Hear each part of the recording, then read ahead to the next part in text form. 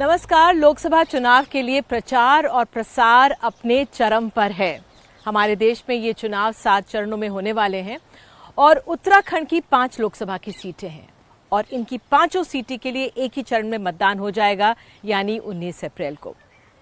2014-2019 में ये 5 सीटें जो लोकसभा की हैं वो बीजेपी के खाते में गईं। लेकिन क्या इस बार 1 या 2 सीट पर कुछ बदलाव के संकेत मिल रहे हैं? बहरहाल यहाँ पर आपको बता दें, इस राज्य में रैलियों का दौर है। जो उम्मीदवार हैं, मुख्यमंत्री हैं, रैलियां कर रहे हैं और कल तो प्रधानमंत्री खुद ऋषिकेश पहुंचने वाले हैं और यहाँ पर रैली करेंगे। तो मुख्यमंत्री पुष्कर सिंह धामी यहाँ पर पहुंचे हुए हैं। वो हालात का जायजा ले रहे हैं कि किस तरह से इंतजाम यहाँ पर हैं। तो आइए मिलते हैं, उनसे बात करते हैं।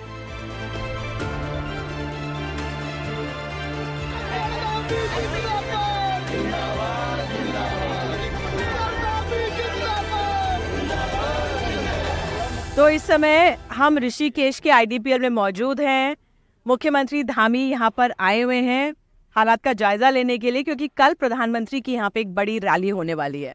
खुद मुख्यमंत्री धामी लगे हुए प्रचार प्रसार में। आपको बता दें, कह रहे हैं 45 रैली तो पिछले 3 महीनों में हो ही गई हैं और अब 19 तारीख को जो वोट पड़ने हैं उससे पहले भी 20 से ऊपर रैलियां इनकी होने वाली हैं। धामी जी, एक तरफ प्रधानमंत्री का प्रभाव तो है ही रैलियों में, वो आते हैं, वो वोट कैचर हैं बीजेपी के लिए, लेकिन जो स्थानीय अपने उम्मीदवार इस बार खड़े हुए, क्योंकि 2014-19 पे तो 5 सीटें गई हैं बीजेपी के खाते में लोकसभा की। क्या इस बार कुछ बदलाव के संकेत, क्या आंकलन आपका?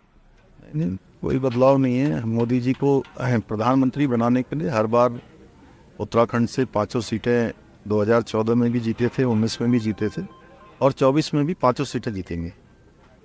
कोई बदलाव नहीं होगा, बल्कि मार्जिन बढ़ेगा। बल्कि आप कह रहे हैं मार्जिन बढ़ने वाला है। जी बिल्कुल। तो मैं आपसे ये समझने वाली थी कि तमाम उपलब्धियां हैं उत्तराखंड की। यूसीसी आप लेकर आए, वो अपने आप में बहुत महत्वपूर्ण है। देश का पहला राज्य बन गया उत्तराखंड। साथ ही आपने चीटिंग को रोकने के लिए भी कदम उठाए हैं, वो आपके लिए एक बड़ी उपलब्धि रही। किस तरह से देख रहे हैं जो आपकी सरकार का योगदान है उत्तराखंड में इन सीटों के?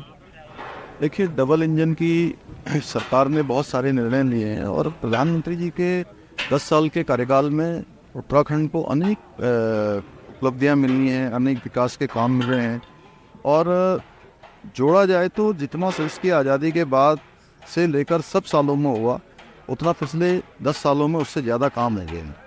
2 लाख करोड़ से ज़्यादा की योजनाएं स्वीकृत हुई हैं और प्रधानमंत्री जी के मार्गदर्शन में उत्तराखंड को आगे बढ़ाने के लिए, देश का अग्रणी राज्य बनाने के लिए हम लगातार काम कर रहे हैं। और यूसीसी की अभी आपने बात करी, यूसीसी हमारे चुनाव का संकल्प था और आदरणीय प्रधानमंत्री जी के नेतृत्व में हम 2022 में विधानसभा के चुनाव में गए थे। उत्तराखंड की जनता के सामने हमने संकल्प रखा था कि नई सरकार के गठन होते ही हम यूसीसी को उत्तराखंड में लाएंगे और हमने वो संकल्प पूरा किया है। मोदी जी की जैसे सब गारंटियाँ पूरी हो रही हैं, एक गारंटी उत्तराखंड में भी। लोकसभा चुनाव से पहले अगर वो लागू हो जाता, क्यों नहीं लागू हुआ? क्योंकि नहीं, विधेयक पारित हो गया है। और विधेयक पारित होने के बाद उसकी औपचारिकताएं होती, राष्ट्रपति महोदय को भेजा था। राष्ट्रपति महोदय ने भी उसमें हमको स्वीकृति दे दी है। और चूंकि एक्ट लागू होने के लिए कुछ और भी धरातल पर काम करने होते हैं, कुछ व्यवस्थाएं बनानी होती हैं, उसके लिए हमने कमेटी बनाई है जो हमारे मुख्य सचिव रहे हैं शत्रुघ्न सिंह जी,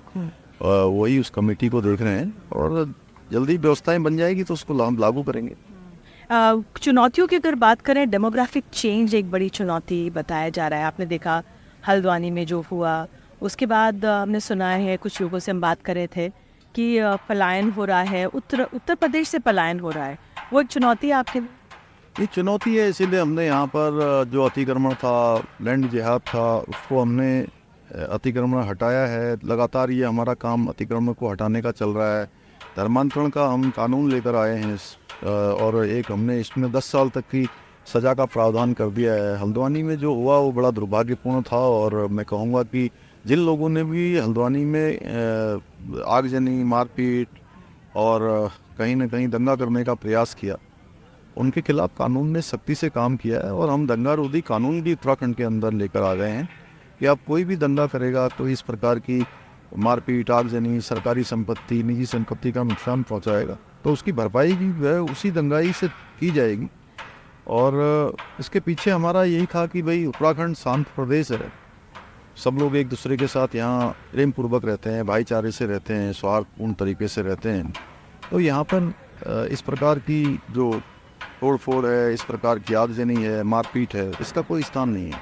लेकिन आपने अभी दंगों की बात कही, अब जो अभी बाबा तरसीम की बात, जो एनकाउंटर हुआ है कल ही, तो कहा जा रहा है कि योगी के बाद धामी, ये देखिए क्या बिल्कुल उत्तर प्रदेश की तरह एनकाउंटर में उत्तराखंड भी होगा? नहीं, देखिए उत्तराखंड के अंदर अपराधियों के लिए कोई ये शरण स्थली नहीं है कि कहीं से भी आए अपराध करें। कानून उनके खिलाफ सख्ती से काम करेगा और कोई भी इस प्रकार से कानून अपने हाथ में लेगा, अपराध करने की सोचेगा, तो उत्तराखंड में उस पर कड़ी कार्रवाई होगी। और कल अच्छा काम किया पुलिस के लोगों ने, पुलिस प्रशासन ने, क्योंकि एक ऐसा कांड हुआ था वहाँ पर जिसकी लोगों ने कल्पना भी नहीं की थी। सेवादार, जत्थेदार और लंबे समय से वहाँ सेवा के कार्यों को आगे बढ़ा रहे थे। ऐसे लोग, अपराधी केवल अपराधी होते हैं, वो समाज के दुश्मन होते हैं। इसलिए उत्तराखंड की पुलिस इनके लिए सख्त रवैया अपनाएगी। हमारी पुलिस का नाम मित्र पुलिस ज़रूर है, लेकिन वो मित्र पुलिस अच्छे लोगों के लिए है, बाहर से आने वाले हमारे अतिथियों के लिए है, यहाँ के जो गणमान्य हैं उनके लिए है। लेकिन जो गुंडे हैं, बदमाश हैं, अपराधी हैं, उनके लिए तो वो भाई पुलिस है। उनके लिए वो भाई पुलिस है। ये भी मैं आपसे ये समझना चाह रही थी और समझने की कोशिश कर रही थी कि जो अग्निवीर योजना जो आई है हमारे जवानों के लिए, एक बहुत बड़ी तादाद में हमारे सैनिक बल उत्तराखंड के हैं, पूर्व सैनिक भी रहे हैं, किस तरह से उसे लिया जाए? नहीं, देखिए उत्तराखंड हमारा देवभूमि के साथ साथ वीर भूमि भी है। यहाँ के लोगों का सेना में बहुत बड़ा योगदान है, देश की आज़ादी से, उससे पहले भी, और लगातार अपनी सेवाएं देते रहे हैं। 1700 से भी ज़्यादा, 1734 से भी ज़्यादा लोगों ने अपने देश की रक्षा के लिए अपनी शहादत दी है।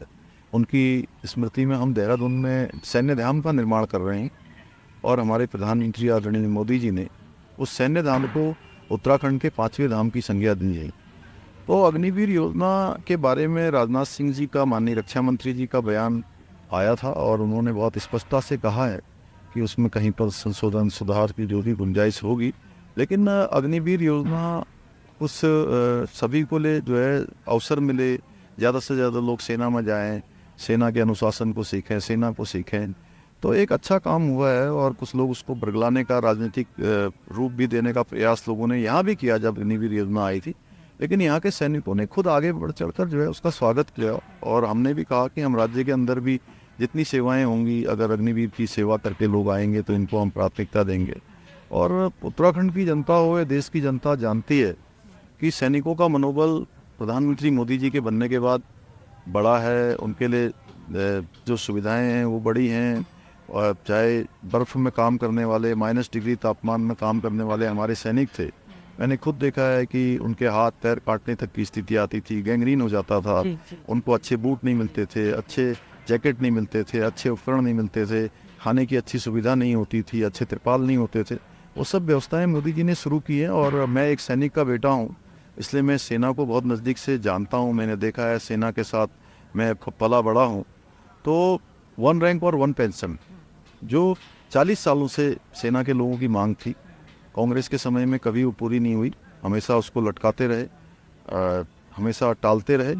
ये मांग जो कि बहुप्रतीक्षित मांग थी, इसको भी लागू करने का काम आदरणीय प्रधानमंत्री मोदी जी के कालखंड में हुआ है। इसलिए सैनिक जानते हैं, सेना के लोग भी जानते हैं, उत्तराखंड के भी लोग जानते हैं। मोदी जी सेना के साथ रहे हैं, सेना के लिए हमेशा काम करते रहे हैं और उत्तराखंड देवभूमि है, यहाँ से उनका लगाव है। तो वो जो भी योजना लाएंगे उत्तराखंड राज्य का उसमें हित होगा।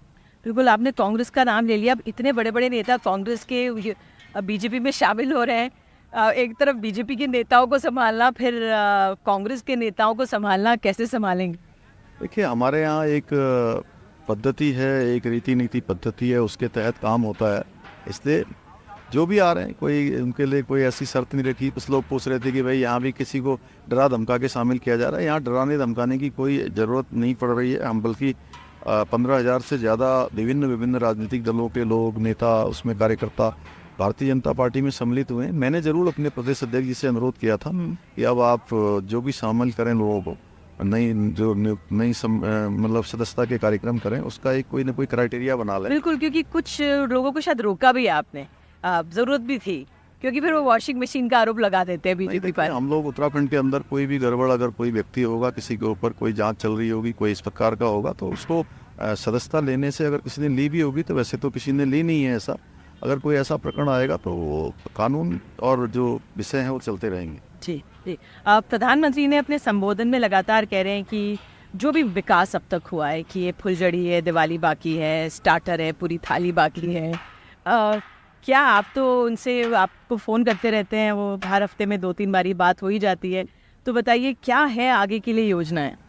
नहीं, प्रधानमंत्री जी ने पूरे देशवासियों से कहा है कि भाई अभी तो टेलर है, पिक्चर बाकी है, और अभी फुलझड़ी है, दिवाली बाकी है, मतलब कि अभी बहुत बड़े बड़े काम होने हैं, देश का विकास होना है, देश हमारा आगे चलकर विकसित भारत बनना है, देश हमारा दुनिया का सिरमौर बनना है, और तीसरी अर्थव्यवस्था बननी है दुनिया की। तो निश्चित रूप से देखिए, ये सब बड़े फैसले होने हैं, और मोदी जी का जो आप सब जानते हैं, उनका काम करने का तरीका है, वो हर दिन नया सोचते हैं, और ऐसा नहीं है कि उनके लेके आज अगर हमने एक दिन काम कर लिया है तो अगले दिन आराम करना है, ये उनकी कार्य पद्धति में नहीं है, कार्य संस्कृति में नहीं है। और आप लोग उसको बखूबी निभा रहे हैं, लगातार रैलियां कर रहे हैं। अंत में एक सवाल जो शायद कठिन लगे आपको, जो जोशीमठ का मसला है, उसको लेकर क्या विचार आपके, क्या? जोशीमठ की जो आपदा थी, काफ़ी हम लोगों को सबको जो है झकझोरने वाली थी, और लेकिन समय रहते उस पर जो भी किया जा सकता था वो सब हम लोगों ने करा है, और प्रधानमंत्री जी ने, गृह मंत्री जी ने लगातार व्यक्तिगत रूप से जो है उसकी मॉनिटरिंग की है, लगातार जानकारी की है। हमने भी जो भी उनसे यहाँ से अनुरोध किया था, 1700 करोड़ रुपए की धनराशि हमको केंद्र से भी मिली है। अच्छा पुनर्वास हो और जोशीमठ जैसी घटनाओं की पुनरावृत्ति न हो, उसके लिए हम राज्य में जितने भी हमारे ऐसे शहर हैं, उन शहरों का एक बार जो बियरिंग कैपेसिटी है उसका भी आकलन कर रहे हैं। कुछ शहरों का हमारा आ भी गया है, तो जोशीमठ हमारी प्राथमिकताओं में से है। और अच्छा, जोशीमठ हमारा चूँकि ऐसा पौराणिक स्थान भी है, सामरिक रूप से भी महत्व है, भगवान बद्री विशाल का द्वार है। अंत में बस आखिर में ये सवाल कि विपक्ष का एक वो आया है मैनिफेस्टो, उसको लेकर प्रधानमंत्री ने भी कई सवाल उठाए हैं। आप तो यूसीसी लेकर आ गए हैं, वो माइनॉरिटी शब्द का इस्तेमाल कर रहे हैं, आप कैसे देख रहे हैं? क्या उत्तराखंड में कांग्रेस के कुछ पैर जमेंगे? नहीं, देखिए, उत्तराखंड के लोगों ने पिछली बार जो विधानसभा का चुनाव हुआ था, तो उस चुनाव से ठीक पहले भी इन्होंने कहा था कि देवभूमि उत्तराखंड में हम मुस्लिम यूनिवर्सिटी बनाएंगे। और अब की बार जो उनका घोषणा पत्र आया है, वो भी पूरी तुष्टीकरण की छाप उसमें दिखती है। जो कांग्रेस ने देश की आज़ादी के बाद से लगातार किया है, वही काम उन्होंने तुष्टीकरण का इसमें भी जो है पुनः दोहराया है, उसकी पुनरावृत्ति की है। जहाँ एक तरफ देश में हम कह रहे हैं, हमने अपने राज्य में सबके लिए समान कानून लागू कर दिया, समान नागरिक संहिता को हम ले आए हैं, विधेयक को पारित कर दिया है, और दूसरी तरफ ये मुस्लिम पर्सनल लॉ की बात कर रहे हैं। तो ऐसा लगता है कई बार कि ये घोषणा पत्र कांग्रेस का नहीं है, उन्हीं का है, मुस्लिम वालों, लीग वालों का। ये विपक्ष कह रहा है कि हमने माइनॉरिटी शब्द का प्रयोग किया है, मुस्लिम शब्द का प्रयोग नहीं किया है। लेकिन यहाँ पे लैंड जिहाद को, आखिरी सवाल ये लैंड जिहाद को लेकर काफ़ी कार्रवाई हुई है, ये क्या मसला रहा? क्या वाकई में बड़ी मुश्किल थी? इसके पीछे मैं आपको बता दूं कि देवभूमि का जो मूल स्वरूप है, देवभूमि का जो मूल स्वरूप जी, आप चूँकि देवभूमि से ही हैं, आप यहाँ से आपकी जड़ें हैं, जी, जी। तो आप दुनिया में कहीं भी जाती हैं, मैं कहीं जाता हूँ, मैं अगर कहता हूँ कि मैं उत्तराखंड से आया हूँ, देवभूमि से आया हूँ, तो लोगों को जो देखने की जो दृष्टि है, वो दृष्टि बदल जाती है। तो लोग देखते हैं कि भी देवभूमि होगी, सुंदर होंगे, देव स्थान होंगे, अच्छे हरे भरे पेड़ होंगे, अच्छी प्रकृति होगी, अच्छा जो है दिखेगा। वहाँ पर लैंड जिहाद, किसी भी कीमत पर अवैध कब्जे, कहीं कुछ कर दिया, कहीं कोई प्रतीक बना दिए, कहीं चादर चढ़ा दी, कहीं कुछ कर दिया, कुछ दिखता नहीं है।